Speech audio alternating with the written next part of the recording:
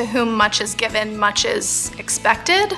So that's kind of a philosophy in terms of the way that I try to live my life. I try to be really grounded in the blessings that I have, and then that motivates me to just give back, whether that's financial or time or energy. It's just kind of a life philosophy that I have. I think anybody who's spent any amount of time with Erin would choose her to win the ATHENA Award.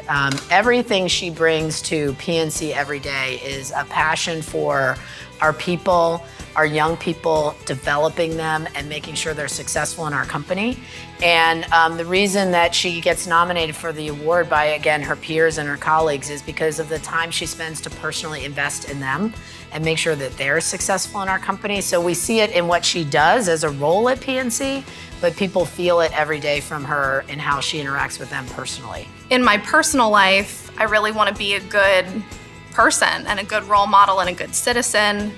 And I want to be that role model that people look up to. I think it's interesting to ask how she's a role model for other young women, because maybe the question is, how is she a role model for me?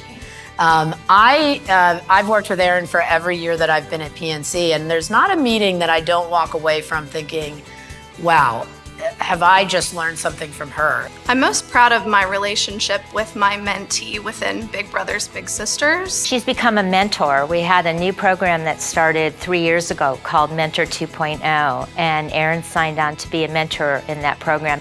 And she and her mentee, her little sister, have an incredible relationship, almost from the very beginning, and that doesn't always happen. I think this young girl needed a strong role model, and Erin really fit that bill. She is able to be empathetic and sympathetic all at the same time, while understanding and giving participatory guidance to this young girl about the things that she's going to need herself to be successful. So that's the whole purpose of the Mentor 2.0 program. And again, because of my career development passion, it's been the perfect fit for me. But to get to know her on a personal level and be along this journey with her and stay in touch with her and see, the amazing woman that she is today, but the one that she will become with more time and more wisdom. So for me, that one-to-one mentorship and that ability to impact her life has been the thing that I'm most proud of. I would challenge anyone to find someone either in this company or who she's interacted with in this city that didn't say, I love Erin Baker. I just constantly think about sort of the energy that I'm putting out in the world, and I want to be positive and I want to lift people up.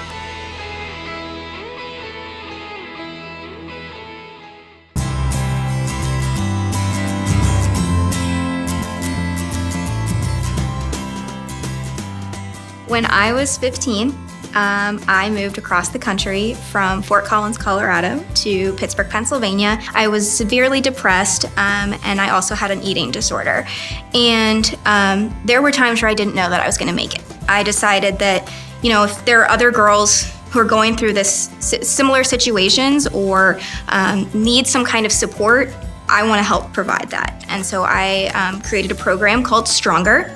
And we decided that it was going to be a program for middle school and high school girls by high school girls. We focused on doing team building, self-esteem building, and also leadership building.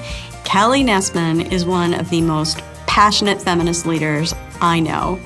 She was instrumental in getting the Women's Institute off the ground at Chatham University. She volunteered untold hours to make the program really run.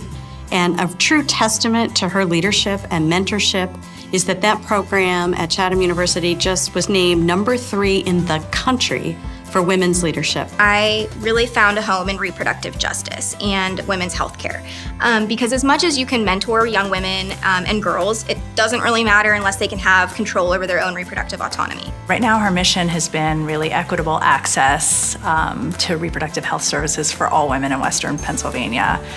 And I think what's particularly remarkable about Kelly is her clarity of purpose at such a young age. Every leader should have empathy to meet people where they're at and to not expect people to all be starting from the same point, so that they can accurately help them, find their passion, help them, grow as a leader themselves and really figure out what they need from a leader. She has always taken what she's learned, gathered others around her, and then taken that out into the community and just created broad ripples with her work. She's been selected to be in the Coro Women in Leadership program, and she's on the YWCA Young Leaders Board, and she's just been accepted into the graduate program in law at the University of Pittsburgh. And of course, she's planning her wedding during all of this.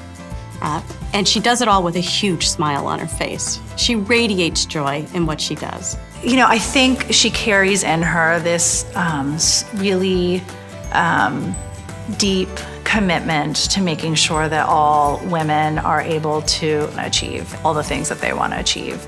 And I think right now she's seeing that having control over their reproductive lives and reproductive autonomy is such a key factor. It doesn't have to be me, but it has to be somebody who's passionate about it and they know they're going to make a difference. And, you know, giving them the tools they need to do that, or, you know, whether it's empowering them to fight those fights, it doesn't matter. Like, that space is just so humbling to be in.